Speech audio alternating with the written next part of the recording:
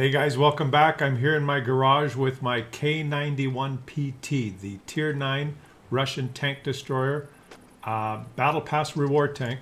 We looked at the Kunstpanzer yesterday. I love this little thing, beautiful little tank, but today we're going to look at the K-91. And let's just have a quick look at it here. You get a Tier 9 gun, 258 pen, 390 alpha. 6.98 shots per minute with a very inaccurate gun, 0.4 dispersion at 100 meters and 2.6 second aim time. But remember that 0.4 dispersion is Russian 0.4. Russian 0.4, which is very important. And I'm showing you it with the configuration and with the crew and everything that I have it equipped with before we go into the gameplay. So I have a fantastic crew with all the gunnery skills and a brothers in arms that have brothers in arms and all the gunnery skills. I can't speak this morning. Sorry, guys. And I've got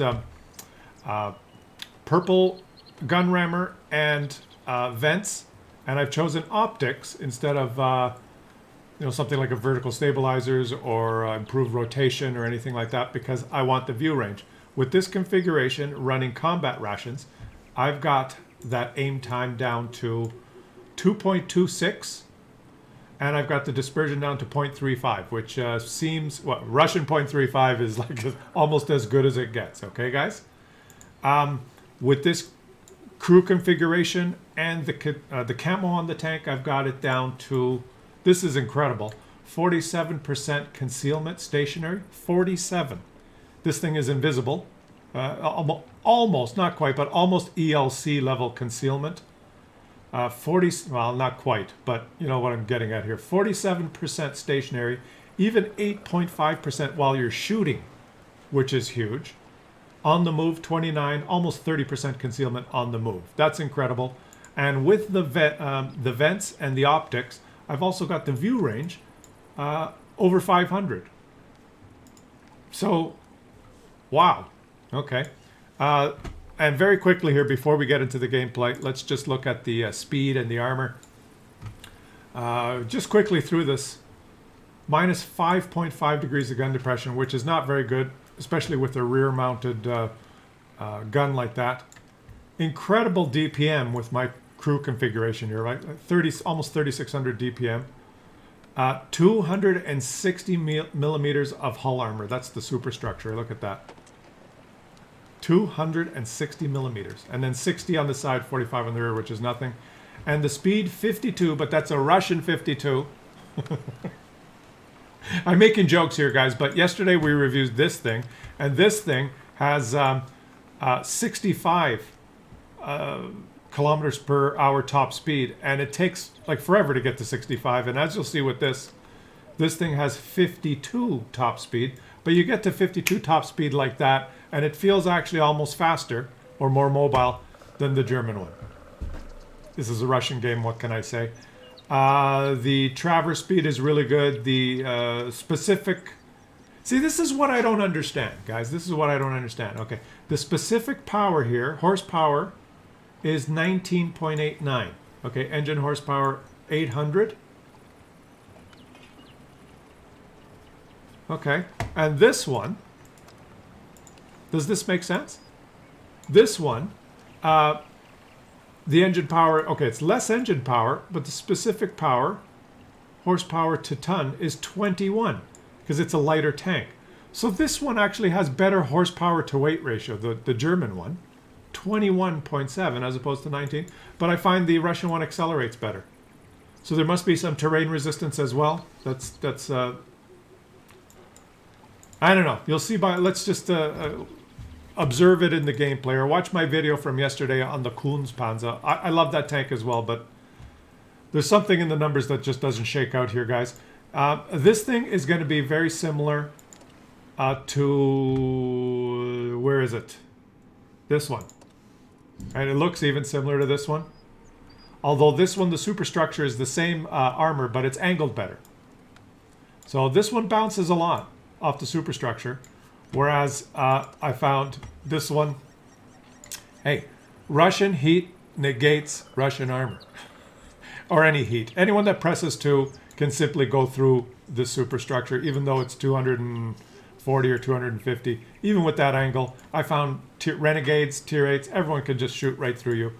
Just press 2 and you'll know exactly what to do. You can just go right through. Let's get into the gameplay and I'll talk more about it, okay guys? Here we go. Now the equipment selection is diverse these days, and some of you may be questioning, why would you put optics on this thing and not something like improved rotation, which would make you a better brawler? You'd have 10% better traverse speed, which could it would be also be a good choice on this thing. But as you'll see, I think the thing is, it's got pretty good rotation and pretty good mobility anyway, and I always choose equipment and crew skills that increase my concealment, increase my view range, improve my DPM. That's what this game is all about, really. Speed, view range, concealment, and DPM. But anyways, let's go on with it here. To start off, let's just go sit beside this Scorpion at the typical sniping spot here, and we'll illustrate why optics are a good choice sometimes. I've got really good view range, over 500 meters, so I spot this guy, I take a shot, the Scorpion takes a shot, and I get credit for both my damage and spotting assist on the Scorpion shot, because my tanks didn't even crest the ridgeline there. None of my teammates got spotting assist. They didn't spot that tank. I spotted it. You can sit at the back and spot when you have good view range. And just to put it in perspective, if I did not have the optics there, the Scorpion would not have detected that guy. That guy probably does not have optics or binocs or anything. The reason I got his spotting assist was because he had insufficient view range to detect that guy. So sometimes optics or binocs, they just accidentally make you get more XP. More value out of the game. But anyways, let's continue here. Look at this thing. Maybe improved aiming would be a thing to use. But I find with these, especially the Russian tanks, guys, let's just not lie. If you fully aim, even when your gun is supposedly not that accurate, like bullseye after bullseye after bullseye, it's just ridiculous. It's not even funny. They don't even hide it. Like if you fully aim, you know, pretty much bullseye all the time, as opposed to other guns, and this is not going to be a rant video, but other guns, well, that one deviate, well no, it lobbed pretty much bullseye. Okay, look at this thing, look at it moving around. Despite it having 250 millimeters of armor on the superstructure, being fairly heavy, this tank is designed with powerful Russian engine, able to propel this thing forward with great acceleration, more powerful and more fast than Ferrari or BMW or all those German stupid engines. This thing accelerates better than the Kunstpanzer, even though it has a worse horsepower per weight ratio. Is it the terrain resistance? Ah yes, there is also these special Russian tracks designed for the swamps of Siberia that have no terrain resistance. Big, huge, heavy Russian tanks do not sink into soft ground. They just glide over top like hovercrafts. I don't know. I don't know how to explain it, but okay, I'm sitting here with a T-95 and a T-28 prototype. It's probably not the best head-on engagement to choose in a corridor. So look at this. It turns quickly and it accelerates quickly. You can move around the map very easily with this thing, I found. And I'm already pretty much going full speed. It is not as fast as the Kunstpanzer. Don't get me wrong. I'm not saying that everything Russian is better, but so it's definitely not as fast, but it accelerates to its top speed much faster. So if you're only traveling a short distance, it is going to get there first. Right? It's only when you're making those long moves that then the faster medium tanks will pass you when they reach their top speed. You understand, right? It's a combination of terrain resistance being, I guess, fantastic because of the Russian track design for Siberia, which will not sink into soft ground, and the very powerful Lada engine used on these Russian tanks, right? So they just, oh, I should buy myself a Russian car. Like I need a new truck. Maybe there's a good Russian one I could buy.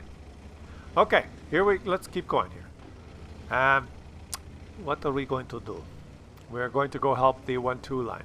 See, very mobile, and also without improved rotation, this thing, left and right traverse it's like a top. It turns like a top, guys. And I'm gonna go out on a limb here and say, look at my gameplay here first. Okay, I know that there's a couple of guys here that are gonna shoot me in the side, so I don't rush in there. And the M103 has decided that he is going to be a Muppet, so let's just punish him. Like the shots, they just hit, right? They just always hit. He's very close now, so of course they hit. And I've pressed number 2, so there's nothing he can do. The DPM is fantastic as well. If you do get hull down, you have a chance of bouncing stuff off your superstructure if the enemies don't press 2, because if they do, it'll be boo-hoo for you. But now watch. Once the T-30 shoots and I know I'm not going to take damage, it's time to go fight this this Patriot. The once powerful American heavy premium tank. Let's just see. Very poor aim time, but the shots hit. The shots hit. Ooh, and he penned me. Even on he hit my lower plate. He hit my lower plate, and now he pays me back by angling, and I bounce on his. I'm gonna go out on a limb here, guys, and say that this thing is a freaking beast. Okay, I played 20 games, and I don't average 3,000 damage a game normally. I'm not that good a player, but with this thing, I was averaging close to 3,000 damage a game. Now maybe because people don't really know about it, or there's a lot of factors. But okay, now I'm kind of hull down and protecting my lower plate. He still pens me. He still pens me, so maybe the armor's not that great. But I was just churning through enemies like butter with this thing. Okay, guys, just like Russian hot knife through a German butter, and I just bounced 750 from a T-30 because I was hull down there and he hit my superstructure. This thing is going to be an absolute beast of a tank, and that's my no bullshit prediction. And I didn't even play it. I'm not a fantastic player, but I was averaging close to 3,000 damage a game with this thing. Now, this will cost you 12, I believe, tokens. I hope I got these numbers right. I thought the Kunstpanzer is 18, and it's a more quirky tank, more of a finesse tank. This one will cost you 12. But remember, in the regular battle pass, you earn, I think, 3 tokens per 50 stages. What is it called? There's 3 rounds of 50, and in each round, you can earn 3 tokens. So you can earn a total of 9. So unless you pay for an upgraded battle pass, no tank for you. You want it, you have to pay, or it'll take you years. And let me clarify one thing I mentioned previous video. When I said goodbye to Steel Hunter and Frontline, but some of you are saying, well, but Claus, you can still progress on your battle pass with yes. Okay, let's watch this. Russian poor accuracy. Watch T-95. Yeah, come on, guys. The numbers are meaningless. Okay, the .42 or whatever I got it down, .35. The aim. It doesn't matter. It just seems. I'm not going to say all Russian tanks, but on this particular tank, if you aim, you hit. Just don't look at the numbers. Don't watch those videos where they talk about the numbers. Just observe, okay? It's not rocket science. Okay, what was I going to say? Yeah, it is true that by playing Steel Hunter, you can progress through Battle Pass possibly more quickly if you're good at it. Because if you finish in the top 10, you get 10 Battle Pass points. You can progress faster. Now look at this. I just penned the T-95 frontally. And I hit him. I hit bullseye, but I ricocheted. But watch this, guys. That is a hit. You'll see in the post-game stats. Russia! You bounce? We'll screw you. We hit you now. You've disappeared. Stalin will guide my shell. It's true. Post-game stats, you'll see that was a hit. So by playing, you can play Steel Hunter if you enjoy it, or Frontline if you enjoy it, and you will earn Battle Pass points. But with the regular Battle Pass, I think the maximum tokens you can get in the year is 9, I think. Let me know in the comments if I'm wrong about that. But that's they make it so convoluted, wargaming, when you go in the garage to try and figure these things out. But I believe that's the case. And if that is the case, then you cannot get this tank or the Kunstpanzer unless you upgrade your battle pass. So, cha-ching! You know, free tank for you if you pay. Well, the Russian definition of free, I mean, if you give us some gold or money, preferably American dollars, you can have this tank. And it's an absolute beast, guys. It's an absolute beast. Look at this thing maneuvering, accelerating, speed. Now watch the traverse speed. I just auto-lock. He can't circle me, right? I don't have improved rotation. I just don't. He's penning me, that's fine, but he can't circle me. It's almost disgusting. It's almost disgusting. Now remember, I'm top tier here, and I've played mostly tier 9 games. So we'll see what it's... Oh, you kill stealers! Kill stealers. Let's check the post-game stats here, and I'll leave you with some Russian magic gameplay highlight. Post-game stats. Blind shot on the Char. You'll notice that over 4,400 damage. Yeah.